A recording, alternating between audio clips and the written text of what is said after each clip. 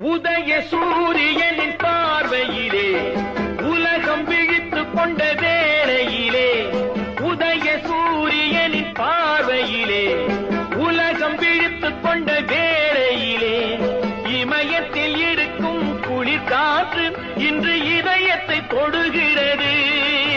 அன்று இமயத்தில் சேரன் கொடி பறந்த அந்த காலம் தெரிகிறது, அந்த காலம் தெரிகிறது.